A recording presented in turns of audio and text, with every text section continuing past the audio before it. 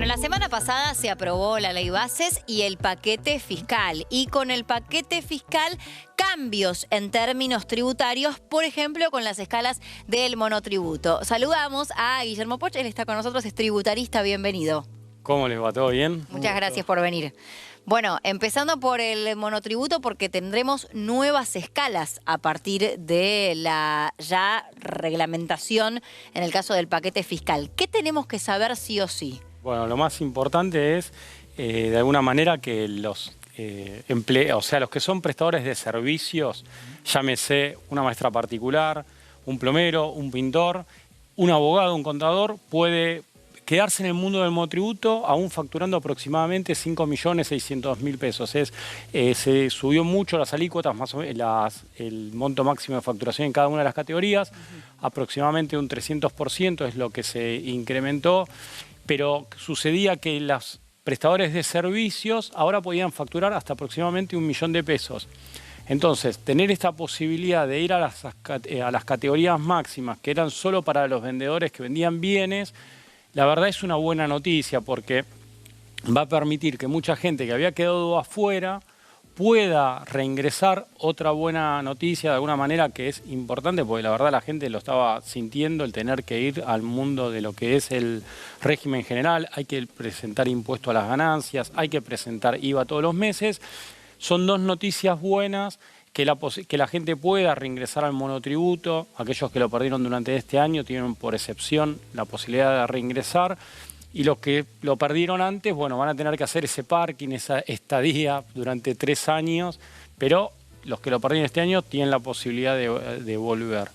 Estamos esperando un poco la vigencia de la norma y a su vez, como vos bien decías, Guada, la parte de lo que sería la reglamentación. Claro. Eso es recontra importante. Eso es las novedades más importantes en materia de monotributo. Porque no entra en vigencia hasta que esté reglamentado.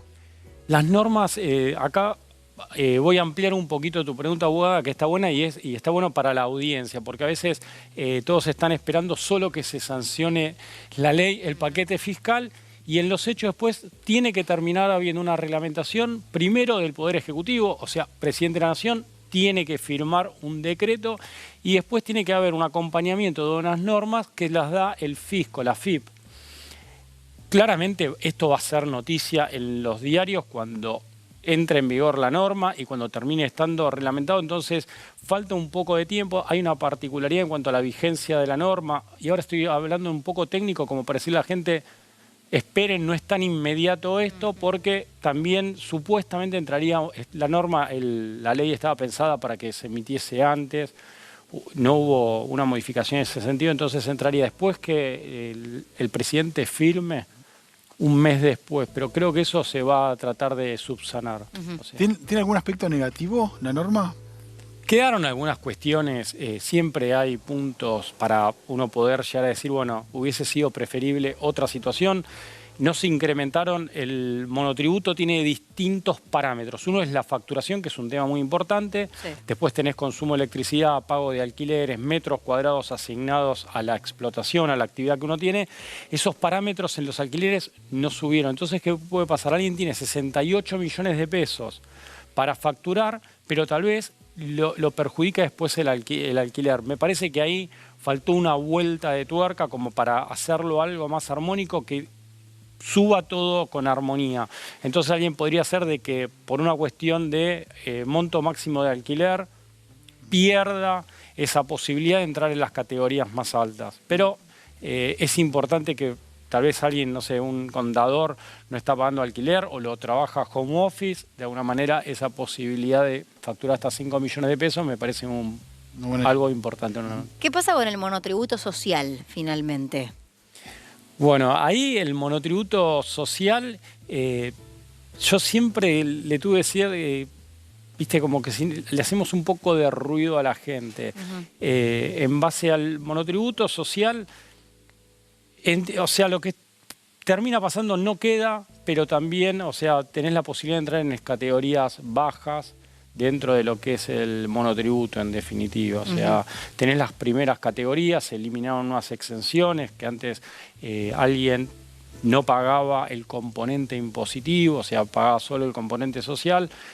pero en líneas generales me parece lo recomendable en una segunda etapa tendría que haber algo que sea tal vez categorías inclusive un poquito más bajas dentro del monotributo para darle a esa gente que está todavía más en la informalidad, darle un escaloncito más bajo, darle una posibilidad y que quede todo dentro de un paquete monotributo. Una especie de nexo entre lo que significa una facturación alta de lo que... Claro, darle... Para que pueda entrar directamente del trabajo en negro a la Sí, formalidad. porque a veces sucede que hay gente que tal vez, no sé, un estudiante, no sabe si constantemente va a estar trabajando. Claro. A veces la cuota del monotributo es un monto un poco elevado hoy en día. La categoría más baja, que es la A, ¿cuánto se pasaría a pagar? Creo que hoy en día, no me lo acuerdo de memoria, creo que pasa a 26.000 pesos, pero te da tal vez un monto que te lleva a hacer un esfuerzo. El monotributo social, la cuota es mucho más baja, entonces me parece que ahí lo que habría que hacer es Hay algo importante que a veces no se pone de manifiesto. A veces, siempre que hablamos de impuestos, parecería que es solo la recaudación. Sí. Y lo importante que un fijo también tiene es la información que te va dando, tener a la persona identificada, que esa persona tenga de alguna manera una posibilidad de ir a un lugar, hacerse atender, con la medicina que te da el monotributo. Entonces, y también información. El fisco, si tiene información, che, tengo tanta gente registrada dentro de esta categoría, ya te da información sin tener que hacer un censo, te da la misma información fiscal. Entonces, a veces está bueno tener eso también. Para que la gente, que generalmente suele suceder con respecto a la crisis económica, ha dejado de pagar el monotributo, han pasado meses y ha dejado de pasar el monotributo, de pagar el monotributo. ¿Qué es lo que pasa? Bueno, hoy va a salir la moratoria, lo vas a poder regularizar. ¿Es un trámite difícil? ¿Es un trámite... No, vale. Te genera intereses. Te genera intereses, eso es así. Y ahí está bueno que también la gente pueda no perder la instancia del monotributo. Es como... y también habría que hacer a veces tratamientos un poco distintos entre lo que es una categoría A y una categoría K. O sea, son montos totalmente distintos. Respecto al monto, te iba a decir, de 12.000 a 26.000, o sea, que fue el importe que dijiste vos, pasaría la categoría A, que es la más baja. Sí, o sea, es un monto que tal vez hay gente que no es una cuesta arriba. Y ahí Sobre todo si no facturás todos los meses. Bueno, y ahí aparece un tema que muchas veces nos preguntan, ¿qué pasa si no facturé un mes? ¿Tengo que seguir pagando monotributo? La respuesta claramente es que sí. Porque es como una cuota de un club o de un gimnasio. Estás anotado en el monotributo, tenés que ingresar la cuota. Entonces, que una persona esté empezando el mes con 26.000 pesos abajo, puede haber una suerte. Eso es algo que tal vez se tendría que corregir un poco. ¿Qué otro aspecto te iba a preguntar del paquete fiscal destacás saliendo del monotributo? Porque tenemos también otras cuestiones, ¿no? El blanqueo, bienes personales, ganancias... Bueno, me parece que la audiencia que nos está escuchando, aquellos que son empleados en relación de dependencia van a querer escuchar.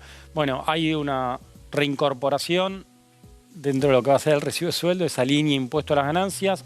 Solteros sin hijos, con un sueldo bruto superior a 1.800.000 pesos, pagaría un impuesto. El monto aproximado va a oscilar en los 5.000 pesos. No siempre está lineal en materia de cuarta categoría cuando se lo liquida. En materia de una familia, casado con cónyuge, sucede que, y 2 hijos, paga esos 5.000 pesos por arriba de 2.200.000 pesos. Noticia importante es que lo que se sanciona dio una alícuota mucho más progresiva. Antes rápidamente se pagaba un 35%, parecía que era cara o seca, si tenías que pagar impuesto a las ganancias era muy caro. Hoy eso se modificó. Entonces, de alguna manera, es más paulatino y me parece que todavía debiera haber, por así decirlo, hay que pensar que el 1 a 1 una persona de $120.000 anuales grabados, o sea que pagan impuestos, pagan el 35%. Una persona que hoy tiene 36.000 pesos, está esa alícuota, como que, de alguna manera... No es correlativo. No es correlativo. Te quiero preguntar, retomo lo de Guada, el tema del blanqueo. En todos los gobiernos parece que el blanqueo es sine qua non. ¿Cómo lo ves vos? Y este en particular, ¿no? Sí, todos los blanqueos, de alguna manera, traen esta suerte de decir, bueno, viene una posibilidad de corregir tu situación. También está la parte de la moratoria. Tal vez lo que debiera haber pasado... se contempló acá los blanqueos tienen que surgir más cuando la economía está floreciendo. ¿Por qué? Porque cuando alguien tiene un patrimonio, lo tiene medianamente oculto, por eso de alguna manera es el sinceramiento. Ahí parece que, o sea, la gente se dice, che, no sé, no está muy bien la situación económica, ¿me convendrá exteriorizar o no? Automáticamente la gente hace este gesto. Entonces, la gente en general lo pone a disposición ese patrimonio, lo exterioriza cuando la economía está floreciendo. Entonces, ahí no es tal vez el momento más adecuado, y después también contemplar de que alguien puede ser que entra al blanqueo y tenía algo vinculado, una disconformidad con el cepo, no se termina de resolver. Convendría, salimos del cepo, después viene el blanqueo, como que esas cuestiones, si no queda ahí medio un poco... La nebulosa. Sí. Un poco en la nebulosa. Guillermo, muchas gracias por venir. Por favor, y quedo a disposición de ustedes. Un placer.